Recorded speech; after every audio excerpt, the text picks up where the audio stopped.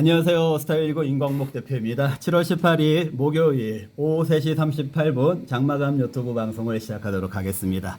자, 오늘도 시장이 조금 어렵게 돌아가는 것 같지만요.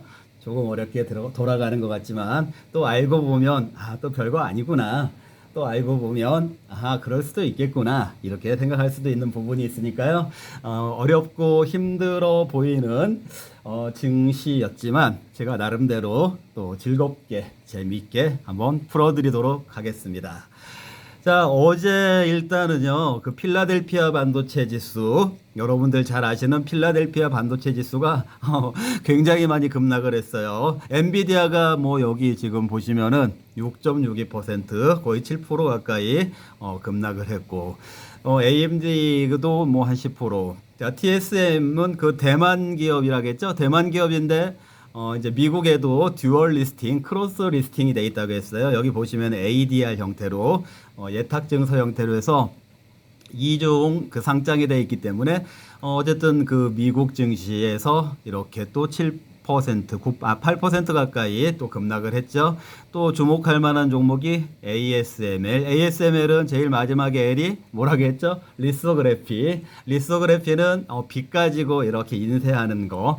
왜냐면은 칼 같은 거, 조각칼 같은 걸로 반도체를 인쇄하기가 쉽지 않겠죠. 그래서 빛으로 인쇄하는 그런 기술을 가지고 있는 회사라고 했죠. 그 네덜란드 기업이고 이 회사도 역시 이렇게 ADR 형태로 미국에 상장이 돼 있으니까 듀얼 리스팅이 돼 있으니까 크로스 리스팅이 돼 있으니까 자, 이 회사가 보니까 또 12% 자, 이런 분위기다 보니까 필라델피아 반도체 지수가 한 7% 정도, 지수가 7% 정도 급락을 한 것 같고요.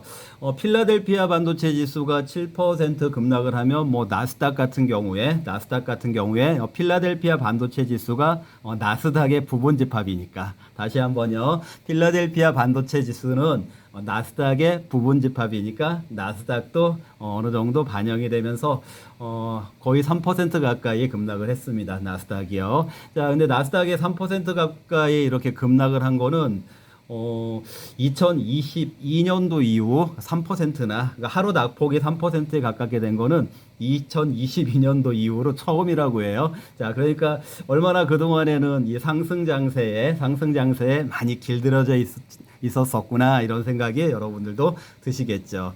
자, 어쨌든 복병을 만난 것처럼 필라델피아 반도체 지수가 급락을 했고 그 여파로 해서 나스닥도 한 3% 정도 급락을 했고 나스닥이 3% 급락을 하니 나스닥의 종목들이 또 우량한 종목들이 일부가 S&P 500에 또 부분 집합으로 들어가 있잖아요. 무슨 얘기인지 아시죠? S&P 500에 나스닥의 일부 종목들이 또 그 일부 종목들이 들어가 있으니까 S&P 500도 영향을 받아서 또 뭐 한 1점 몇 % 하락을 하는 그런 미국 증시의 복병이라면 복병이 되는 그런 장세를 어제 만났습니다. 자, 왜 그랬는지 한번 제 나름대로 자, 여러분들도 오늘 시장이 좀 많이 어려웠을 테니까 저처럼 좀 고민하는 모습을 고민하는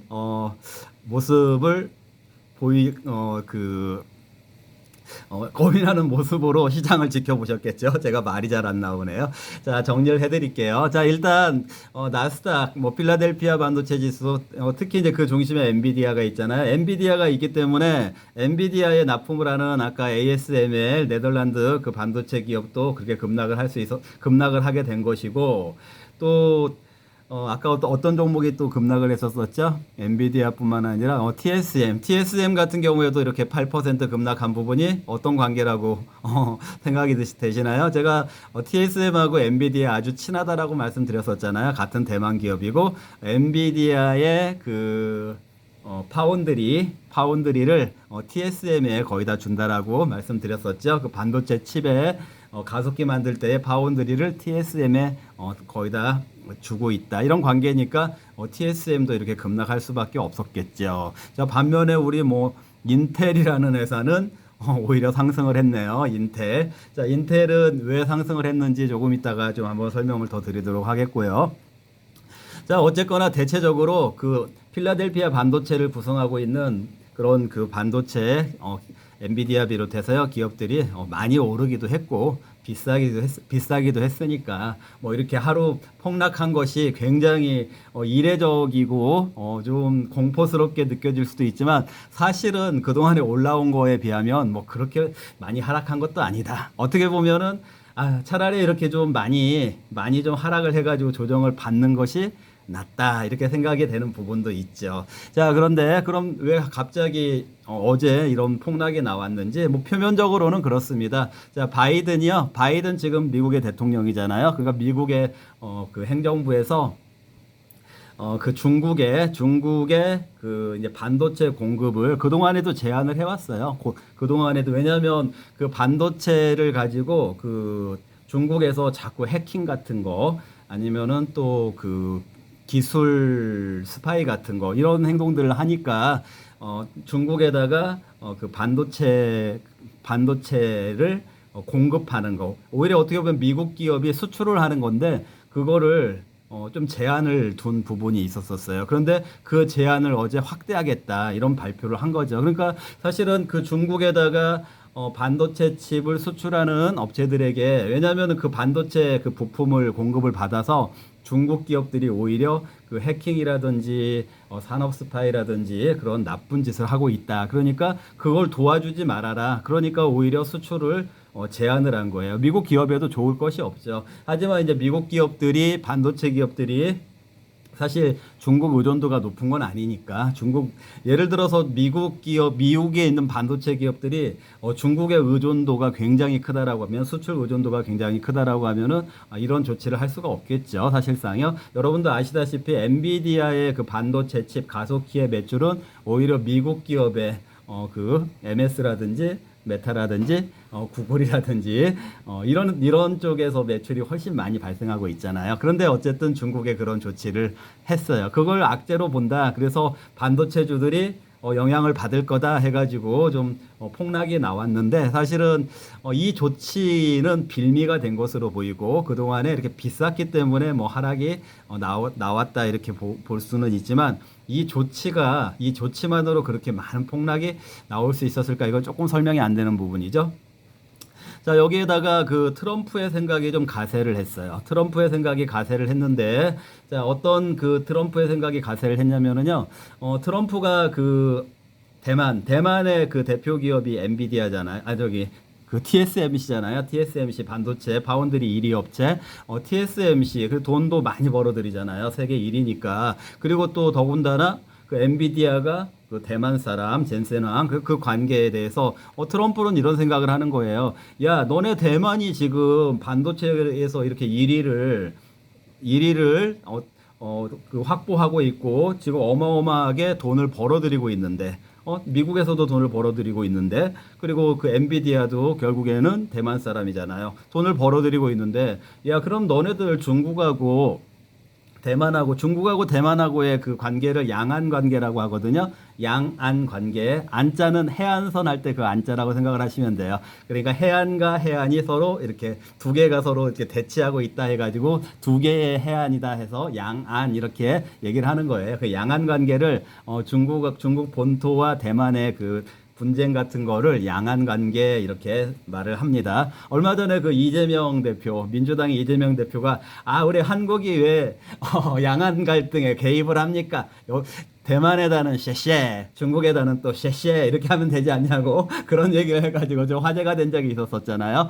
몇 달 전에요. 자, 어쨌든 트럼프는 이런 생각을 하는 거예요. 너네가 돈도 많이 버는데 미국하고 대만의 그 군사 분쟁 이런 것들 지정학적인 그런 분쟁 그 전쟁 가능성 이런 부분들에 대해서 자기들 돈 미국에서는 자기가 대통령이 되면 미국 돈 가지고 대만 지지해 주진 않을 거다. 그러니까 대만이 그런 그 중국하고 그 지정학적으로 대치 국면에 있어서 미국이 돈을 쓰진 않을 거다 앞으로 그런 얘기를 했어요. 마치 이제 우크라이나 전쟁에 우크라이나를 지원하지 않을 거다라는 그런 트럼프의 생각하고 일치하는. 그리고 제가 어젠가 그제도 설명드렸던 것처럼 트럼프의 생각은 그냥 자국 우선주의로 자기들 이익을 추구해라 이런 그런 생각을 하고 있기 때문에 자, 그런 부분이 대만에 대해서 그런 생각을 갖다 보니까 대만의 그 어떤 지정학적 리스크가 올라갔을 거 아니겠어요? 그러다 보니까 또 이제 그 TSMC가 그런 영향을 받아가지고 대만 하면 반도체, 반도체 하면 TSMC니까요. 자, 그래 TSMC가 아까 미국에도 또 그 ADR, DR 형태로 해서 상장이 돼 있으니까 아까 급락을 하게 되는 그런 영향을 줬다라는 것이죠. 자, 그럼 여기서 제가 또 우리가 하나 또 좀 다시 한번 맞구나 하고 생각하고 넘어가야 될 부분이 자 바이든 트럼프 둘이 지금 대선 경쟁을 하고 있는 두 당의 후보들이지 않습니까? 자 그런데 어떻습니까? 생각이 좀 비슷하죠. 제가 말씀드렸었죠. 미국은 보수당이든 그 진보당이든 그 자국에서는 많은 경쟁과 어떤 경쟁 관계 또는 보완 관계 이런 그 정치적인 그 대립을 하고 있긴 하지만 기본적으로 이 사람들은 자국 우선주의 아메리칸 퍼스트라고 제가 말씀드렸었죠. 자 그렇기 때문에 바이든도 역시 중국의 자국을 위해서 자국의 이익을 위해서 반도체 수출을 규제하겠다.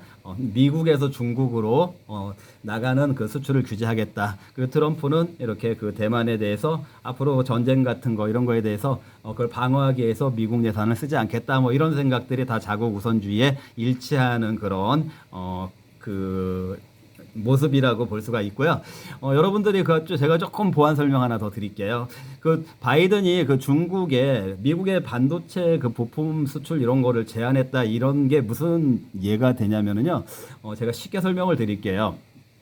그 엔비디아에서 그 가속기, 그 AI 가속기라고 하죠. 그걸 그 반도체 칩을 뭐 호퍼 방식도 있고 뭐 블랙웰 막 이런 식으로 해서 새로운 모델들을 계속 이제 만들고 있는데 지금 그 엔비디아에서 중국에 수출하고 있는 반도체 칩은요 그렇게 그 고성능이 아니에요. 정말 기초적인 저성능에 해당되는 그런 칩만 엔비디아가 중국에 수출을 하고 있거든요. 그게 바로 제한을 하는 거예요. 그 고성능 같은 거는 중국에 수출 못하게 한다 이런 얘기죠. 무슨 얘기인지 아시겠죠? 그러니까 미국에 있는 기업들은 고성능을 쓰잖아요. 메타나 MS나 그 오픈 AI나 그 생성형 AI에 필요한 반도체 칩, 그 GPU라고도 하고 반도체 칩이라고도 하고 AI 가속기라고도 하는 그 엔비디아의 그 반도체를 고성능을 쓰고 있잖아요. 미국의 그 AI 관련 기업들은요. 그런데 그런 고성능 칩을 중국으로는 못 나가게 한다. 그렇기 때문에 저성능 칩만 내보내고 있다. 자, 중국에도 그 AI 관련된 기업들이 있어요. 여러분들 잘 모르시지만 바이두도 있잖아요. 바이두라는 기업도 있고 그 다음에 또 화웨이가 또 그 미국 그 중국의 그 IT 쪽 그 빅테크 쪽의 중심 기업이잖아요. 그런데 미국에서 생산하는 그런 반도체 칩에 있어서 중국 수출을 저성능 쪽으로만 제한을 한다. 그게 이제 어쨌든 그게 근본적으로 큰 그 미국 기업에 해가 된다라면 이런 조치를 안 했겠죠. 근데 중국에 대해서 그런 조치를 했다라는 얘기는 이런 조치를 해도 그 미국의 기업들에 크게 해가 되진 않는다, 영향이 주진 않는다 이런 판단이 있었겠죠. 그럼에도 불구하고 어제 시장이 그렇게 요동을 쳤습니다. 필라델피아 반도체 때문에요. 자 그렇다라면은 제가 좀 전에 설명드린 것처럼 뭐 그렇게 정말 어마어마하게 그 미국 기업들에게 손실이라면은 이런 조치들이 나오지 않았을 텐데 왜 이렇게 반응을 했을까? 물론 많이 올랐기 때문에 그렇게 반응한 부분도 있고 자 그런데 그리고 또 왜 하필이면은 이 바이든의 이런 조치 이런 것들이 왜 하필 이런 것들이 왜 지금 반영이 됐을까? 왜냐하면 이 바이든의 조치 같은 경우는 어제 오늘의 일은 아니에요. 한참 전부터 있었던 얘기인데 왜 하필 지금이었을까? 제가 그 음모론자는 아니고요. 이런 건 가능하잖아요. 자, 바이든 행정부에서 이 추가적인 조치가 7월 18일 정도에 나올 거래. 7월 18일 정도에 나올 거래. 뭐 이런 거가 아주 뭐 극비의 보완을 필요로 하는 그런 행정 조치는 아니니까 어느 정도는 뭐 그 언론에도 그렇고 노출이 됐을 가능성이 높잖아요. 자, 그러면은 주식 시장을 움직이는 세력은 왜 하필 어제 이 시점에서 이런 조치들을 빌미로 해가지고 그 필라델피아 나스닥 이런 미국 기술주들을 폭락시켰을까? 저는 이렇게 생각합니다. 어떻게 생각하냐고요? 첫 번째는요. 아이고 죄송합니다.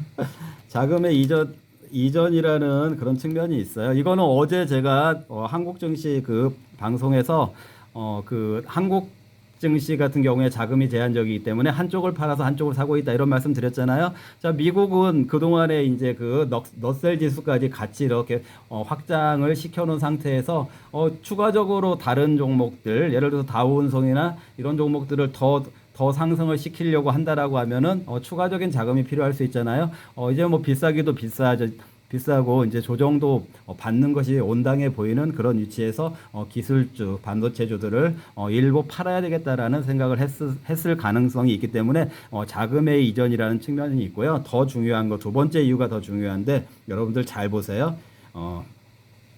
내일이 오늘 목요일이죠. 내일이 미국 옵션 만기일입니다. 아시겠어요? 이게 사실은 저는 굉장히 중요한 요소가 됐을 거라고 생각을 해요. 자, 여러분들 내일이 미국의 옵션 만기일이고요. 제가 지난번에 말씀드렸었죠. 그 어떤 말씀을 드렸었냐면은 지금 엔비디아 같은 거, 엔비디아의 그 개별 주식 옵션들 있잖아요. 지수뿐만 아니라 어제 급락한 나스닥 지수뿐만 아니라 엔비디아 같은 거 개별 종목들도 주식 옵션이 지금 다 시카고 옵션 거래소에 개설이 되어 있고 그 종목에 사실상 우리 한국에 있는 서학개미들도 많이 참여하고 있어요. 자, 그러다 보니까 그동안에 엔비디아의 상승에만 길들여져 있었던 어떤 그 투자자들이 만약에 세력에 의도하는 반대로 엔비디아 같은 종목에 엔비디아가 최근에 조금 주춤했었잖아요. 만약에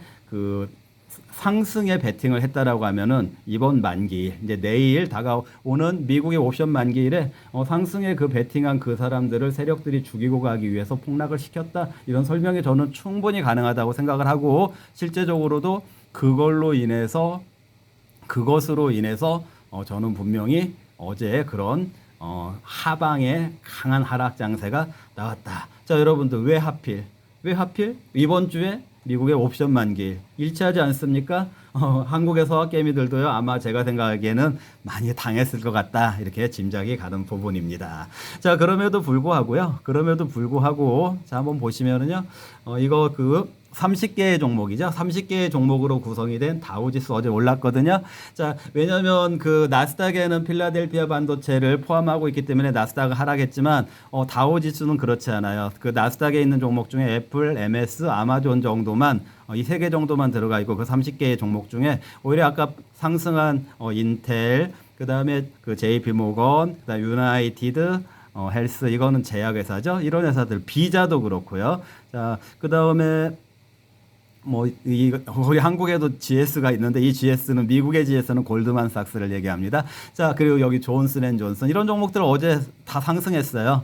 그래서 어제 그 다우지수 30개의 종목으로 되어 있는 다우지수는 사상 최고치 4만 1,000선을 돌파하면서 사상 최고치를 경신을 했습니다. 자, 그렇기 때문에 여러분들 제가 오늘 그 유튜브 커뮤니티에 좀 분리해서 보자 이런 말씀을 드렸습니다. 자, 이런 정황들을 고려를 해서 추가적으로 지금 설명드리는 거 잘 한번 들어보시기 바랍니다.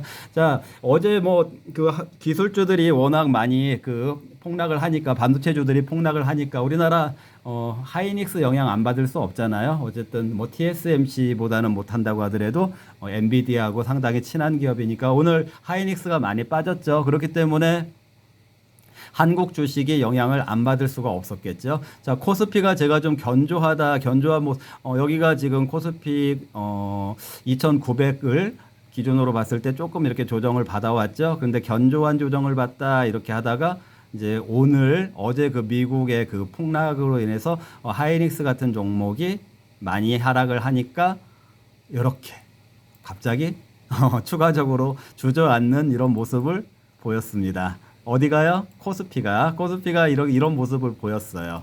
자, 그러니까 여러분들이 오늘 시장 어려웠겠죠? 이런 그 모습을 보였고, 또 그 다음에, 코스닥은 어떤 흐름이었나요? 코스닥은 여기 아까 이제 코스피는 여기 2,900을 기준으로 말씀드렸어요. 2,900. 자, 코스닥은 이제 제가 지금 다 숫자까지 쓰면 시간이 오래 걸리니까 그냥 말로만 설명을 드릴게요. 코스닥 같은 경우에는 이런 흐름이었다고 볼 수 있을까요? 저번에 여기 830선이 어제도 설명했지만 2년 평균, 5년 평균 주가이기 때문에 임광목 대표가 이 830선 지지하고 반등할 거다라고 해가지고 여기 그 800 얼마까지 70 근처까지 올라갔었잖아요. 최근에 그저께까지 올라갔었었죠. 자, 그런데 이게 다시 이렇게 어제 하락을 했죠. 자, 그런데 제가 뭐라고 했습니까? 임광목 대표가 830 전저점은 지지할 거다라고 얘기했는데 그럼 여기서 이렇게 올라갔어야 되는데 어제 그 미국의 악재로 인해서 오늘 이렇게 주저앉아 버린 거예요. 자, 이렇게 주저앉아 버리니까 물론 이제 제가 단기적으로 그 괜찮을 거다라고 했던 지점을 이탈한 그런 모습이 나왔죠. 근데 여러분들, 자, 이런 모습들, 코스피가 좀 견조해 보인다 했는데, 오늘 하이닉스를 그 위시에서 이렇게 그 장중에 뭐 그 2800선도 좀 위협을 받았지만 장 막판에 삼성전자가 플러스로 전환되면서 낙폭을 줄이긴 했어요. 자, 그 코스닥도 낙폭을 줄이긴 했는데 어쨌든 830 여기 830으로 지지가 기대됐던 이 위치에서 이렇게 밀렸죠. 그래서 오늘 이제 820 정도, 자, 820 정도로 마무리가 됐는데. 자, 이렇게 떨어진 이 부분에 대해서 여러분들 이런 모습을 보면서 여러분들 어떤 생각을 하셨습니까? 세 가지의 제가 예를 들어 드릴게요. 감탄사 중에 여러분은 어떤 생각을 하셨습니까? 헉. 두 번째, 헐. 세 번째, 허걱. 코스피 견조한 것 같더니 이탈해버리고, 임광목 대표도 코스닥 830원 지지한다 했더니 이탈해버리고, 헐, 허걱. 이 네 가지 감탄사 중에 하나 고르셨습니까? 여기에 추가적으로요, 혹시 아싸 이런 생각을 가지신 분은 없으신지요? 자, 여러분들 투자하실 때요, 주식은 100%가 없고, 하지만 잠깐 이렇게 빗나가는 흐름이 나왔다고 하더라도 그게 아싸 할 수 있는 기회로 활용하실 수 있는 그런 투자를 여러분들이 습관을 들이셔야 된다. 그렇게 하려면은 어떤 게 필요하다라는 거죠. 만약에 이게 계속해서 흘러내리는 게 아니고 제 주장처럼 이건 일시적인 현상이다라고 본다라면은 이게 아싸 할 수 있는 기회가 되는 거잖아요. 이게 기회가 되려면은 평상시에도 분할 매수 잘 하셔야 된다. 그 다음에 현금 확보. 현금 일부 확보는 꼭 가지고 가셔야 된다. 이렇게 하는 습관 들이셔야 된다라는 말씀 드리는 거고. 자, 허걱. 이런 반응만 보인 분들은 뭐 풀베팅을 했다라든지 아니면은 분할 안 하고 풀베팅을 했다라든지 아니면 거기에 무슨 신용까지 썼다라면은 대책이 없잖아요. 그러니까 항상 이 아싸 할 수 있는 그런 기회를 가질 수 있는 그 매매 습관을 들이는 게 좋다라는 말씀도 드리고요. 저는 지금 오늘 여기 이탈한 이 구간 있잖아요. 여기 이 이하로 이탈한 부분, 그 다음에 제가 그 괜찮다고 봤던 830 여기를 이탈한 이 부분, 아랫부분 있잖아요. 자, 이 부분들을 제가 어떻게 명명을 하냐면은요, 저는 이 부분에 대해서 주식 기술적 분석 용어로서 페일러라고 자, 여러분들께 지금 제 의견을 말씀드립니다. 페일러. 자, 페일러는 실패란 뜻도 있지만요. 기술적인 분석에 있어 페일러는 약간의 속임수적인 그런 느낌. 자, 여러분들도 어제 미국에 급락하고 나니까 여러분들도 심리 흔들리시잖아요. 맞죠? 자, 그 심리가 흔들리고 오늘 아침에 한국 증시 오를 거라고 생각을 하신 분 없으시잖아요. 물론 이제 제가 좀 분리적으로 생각해야 된다 이렇게 말씀을 드리긴 했지만, 자, 그러면 어떻게 세력 입장에서는 어떨까요? 이 기회에 확 밀어버려 이렇게 하는 세력도 있었을 테고, 이 기회에 그냥 올리지 말고 방치해둬봐 이렇게 하는 세력들도 있었겠죠. 자, 이런 구간이 그런 구간으로 나타나는 거고요. 그런 걸로 인해서 그 보조 지표들이 이렇게 이탈 신호를 보이면서 그것을 매도 사인으로 보는 매물들이 출회를 하게 되거든요. 다시요. 자, 이런 상황에서는 보조 지표들이 이탈하면서 매도 사인의 신호로 나타나게 되거든요. 그러면서 그 무서운 사람들, 급한 사람들은 매물을 던지게 되죠. 자, 그 매물들을 아싸 하고 받은 사람들은 조만간에 단타 수익도 나오고요. 또 지금 이렇게 페일러 구간으로 밀렸던 부분은 조만간에 오래 걸리지 않아요. 두고 보세요. 조만간에 다 복귀하게 될 거다. 제가 이거 가지고 한 다음 주 정도에 제 말이 맞았죠 하고서나 또 한번 방송을 해드릴 그런 날이 있을 것입니다. 자, 오늘 시장이 이렇게 어려웠는데요. 여러분들 오늘 그래도 제가 또 시장이 안 좋은 날 이런 방송하기 좀 그렇긴 한데 그래도 말씀을 드려야 될 것 같아요. 자, 이거 한번 카톡 친구들 저희 대학교 동창들 단톡방인데요. 이분 한번 보세요. 여기 보면 이분 여러분들 그게 청와대 지금 대통령실의 정책실장이고요. 성태윤 정책실장. 이 성태윤 정책실장은 연세대학교 총장까지는 아니었어도 지금도 연세대학교 교수고 학장급 딱지는 벌써 몇 년 전에 달았죠. 그러니까 굉장히 유능한 경제학과 교수이기도 한데 발탁이 돼서 지금 청와대에서 정책실장을 하고 있는데 이 정책실장이 어제 7월 말에 체코의 체코 하니까 갑자기 프라하의 연인이 생각이 나네요. 자, 체코에서 원전 수주. 이게 이제 우선 협상자가 우리나라에서 이제 입찰한, 물론 이제 우리나라에서는 한수원이라고 하잖아요. 한국수력원자력 공기업에서 입찰을 하는데 그게 이제 거기가 입찰에 성공을 하게 되면은 우리나라의 한전에 있는 한전 기술이라든지 한전 KPS라든지 또는 여러 가지 화력 발전 이런 거 설비 관련된 기업들 두산 에너지 에너빌 이런 기업들이 수혜를 입게 되죠. 그래서 이제 그런 종목들이 주가가 오늘 시세가 나왔는데 이제 이게 사실은 이게 아까 뭐라고 했죠? 이 단톡방이 제 친구 저 대학교 동창들 단톡방이에요. 그래서 여러분들께 제가 저보다 훨씬 젊어 보이죠? 이 친구. 맞죠? 저보다 훨씬 젊어 보이는 이 성태윤 교수, 정책실장님 제 친구입니다. 사실은요. 저희 경제학과 88학번, 경제학과 88학번에 이렇게 제가 인재들이 많다고 했잖아요. 저하고도 친구, 성태윤 친구고 친구가 이제 어제 대통령실에서 윤석열 대통령이 1호 영업사원 한다고 했잖아요. 그래서 원전 같은 거, 그래서 그 수주 받아내는 걸 성공했다라고 해서 이 발표하는 모습이 올라오니까 어제 친구들 단톡방에 이제 이걸 올린 친구는 이 성태윤 교수는 아니고 다른 친구인데 이렇게 올려주고 이 친구가 여담으로 자기가 복권 사는 셈치고 두산 에너빌리티를 200주를 샀다는 거예요. 200주니까 한 500만 원가 산 것 같은데 이게 복권 사는 얘기는 저는 이 친구들한테 주식 얘기 안 하거든요. 그냥 왜냐하면 다 자기들이 일하는 분야가 다르기 때문에 전 주식 얘기는 이 전체 단톡방에서는 절대 하지 않아요. 그런데 이 사람이 자기가 200주 샀다 이렇게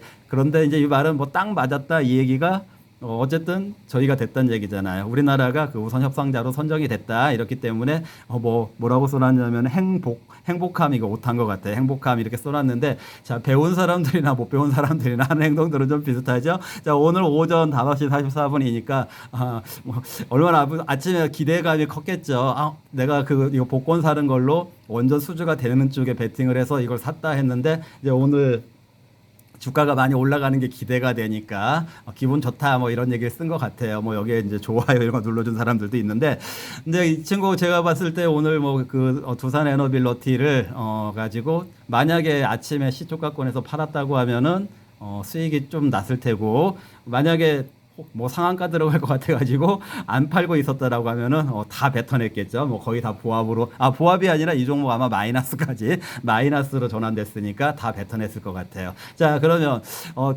고품격 증권 방송을 표방하고 있고 항상 잘난 척도 많이 하고 있는 스탁119 임광목 대표는 이 원전에 대해서 어떤 투자를 얘기해 왔나. 물론 제가 7월 달에 저번에 우주 얘기도 하고 원전도 괜찮을 거다라는 말씀 드렸었고요. 여기 딱 보시면은요. 여기 이응 보이시죠?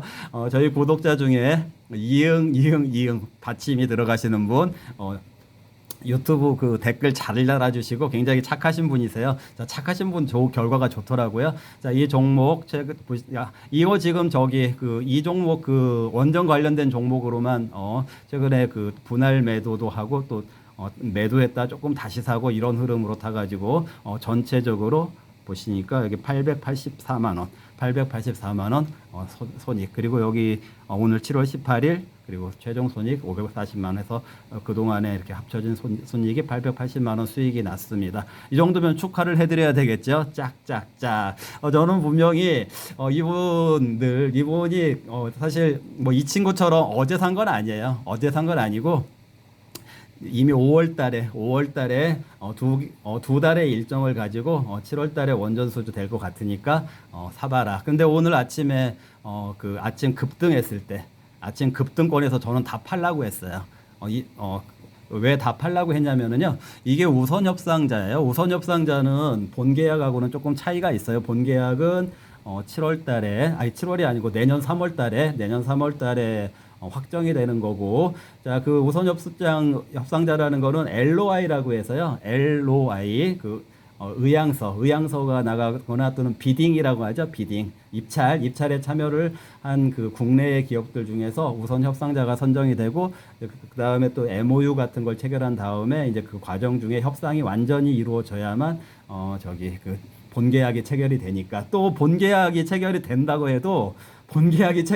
하더라도 이게 장기 프로젝트이기 때문에 제가 말했잖아요. 건설이나 이런 장기 프로젝트는 또 중간에 어떻게 될지 몰라요. 예를 들어서 인도네시아 같은 데들은 중도금 못 받는 경우도 생기고 막 이런 일이 자주 벌어지잖아요. 인도네시아하고 계약하게 되면. 물론 이제 체코가 그런 나라는 아닐 거라고 생각을 하지만, 그렇기 때문에 우리는 오늘 아침 거의 최고가에 전량 수익 실현하라고 사인을 내보냈습니다. 자, 근데 결과적으로 종가를 보면 아주 잘한 선택이었다. 저는 그런 생각이 들고요. 자, 여러분들 정말로 이 친구 성태윤 교수 정책실장, 청와대 현재 대통령실 정책실장, 저보다 나이가 좀 더 젊어 보이고 공부 굉장히 하버드에서 박사학위 땄거든요. 굉장한 친구죠. 자, 이 친구가 가끔 그 학교에 지금 이제 청와대에서 있지만 학교에서 있을 때 그 학교에 가끔 세미나 같은 거, 워낙 이 친구는 그 모교를 사랑하는 친구이기 때문에 자기가 현직으로 있으니까 그럴 수밖에 없는데 그 학교에서 행사 같은 거를 많이 초대를 해요. 근데 저는 개인적으로 저도 그 초대 이렇게 하면 친구들 이 모임에 가가지고 이거 그 연세대학교에 있는 어떤 이제 그 하나의 홀 있죠. 세미나 홀. 이제 그 어떤 발표 같은 것도 보고 또 식사도 한 그 모임 얼마 전에 그 아주 오래된 사진 아니에요. 최근 몇 년 사이에 있었던 사진인데 제가 어디 있는지 여러분들은 찾아지시는지 모르겠네요. 그리고 저는 사실은 아까 저기 교수 같은 경우에는 학교를 사랑한다고 했는데 저는 사실은 이런 주의가 있어요. 연세대학교가 그 세브란스 재단이 있잖아요. 그 의료원 지금 뭐 그 의료 파워 막 이런 것도 연세대학교도 어쨌든 국내 탑5 안에 들어가니까 탑3 안에 들어가니까 탑2 안에 들어가나? 어쨌든 그런 이제 병원이니까. 근데 저는 그런 생각 좀 하거든요. 그냥 그렇게 병원에서 돈을 그렇게 많이 벌어들이면 그 돈 가지고 장학 같은 거 해서 학생들 발전 이렇게 기금이나 이런 걸로 활용을 하면 될 것 같은데 왜 그렇게 뭐 외부의 사람들한테 뭐 그 기부금 같은 거를 동문들한테 내라고 하기도 하고 실제적으로 뭐 예전에 김호중 회장님 지금 어디죠? 아모레 퍼시픽의 서 회장님, 뭐 DI의 박 회장님, 뭐 이런 분들 그 동문에서 그런 분들이 계시잖아요. 그 기업가분들이 사실은 기여를 많이 하세요. 근데 저는 기업가가 기여를 안 한다고 하더라도 그 의료재단에서만 벌어들이는 돈으로도 충분하지 않을까 이런 생각이 들어서 저는 그 학교 발전에 사실 좀 그런 거에 대해 조금 소극적이긴 한데 아까 말했던 이 친구는 굉장히 그 학교 발전 그러다 보니까 요즘에 뭐 그 세계에서 그 대학교 평가하면 거의 연세대가 국내에서 탑 1위를 달리고 있긴 하더라고요. 여러 분야에서 서울대 제치고 있는 그런 부분이 있는 거는 또 사실이긴 합니다. 가끔 친구들하고요 이렇게 그 등산 같은 것도 가요. 이런 사진도 아까 사진 찾아보다 보니까 보이던데 저 어디 있는지 보이시나요? 찾아보시고 또 제가 또 오래된 사진 중에 좀 재밌는 사진이 하나 있어서 하나 보여드릴게요. 이건 그 친구들하고 찍은 사진은 아니고 나름대로 기업에 있는 임원분들하고 제가 그때 정경련 근무 시절에 같이 그 일본에 출장 갈 일이 있어가지고 일본에서 이건 여기 그 장소가 일본의 인터컨티넨탈 호텔에서 찍은 사진인데 그때 이렇게 갔다 왔던 그런 그 옛날 사진도 보이더라고요. 이분들 다 기업의 임원분들인데 지금 어떻게 이제 그 뭐 어떻게 하고 계신지 조금 궁금한 부분도 있고요. 제가 어디에 있는지 여러분들 보이시죠? 제가 설명 안 드려도 될 것이라고 생각을 하고요. 자, 이렇게 오늘 재밌는 사진들 보여드리면서요. 오늘 유튜브 방송 마무리하도록 하겠습니다. 오늘 내용이 유익하고 재미있으셨다고 생각을 하시면은요. 구독 아직 안 하신 분들 구독 눌러주시고 좋아요 눌러주시고요. 제가 이제 오늘 밤에 미국 증시 상황 추가적으로 보고 또 이제 여러분들께 이것저것 앞으로 증시 관련해서 왜 걱정하지 않아도 되는지 아까 이제 설명드렸지만 여러분들이 앞으로 그래도 걱정하지 않아도 되는 거에 대해서 또 주말 스페셜 방송 이런 데서 보다 자세하게 한번 다루어 드리도록 하겠습니다. 만약에 내일 방송이 있을 수도 있고 없을 수도 있는데요. 아주 특별한 내용이 있으면 내일 금요일 날 주말 방송하고 그렇지 않고 그렇게 특별한 내용까지 없다라고 하면은 주말 방송에 같이 함께 다루어서 여러분들과 만나도록 하겠습니다. 네, 여러분들 시청해 주셔서 감사합니다.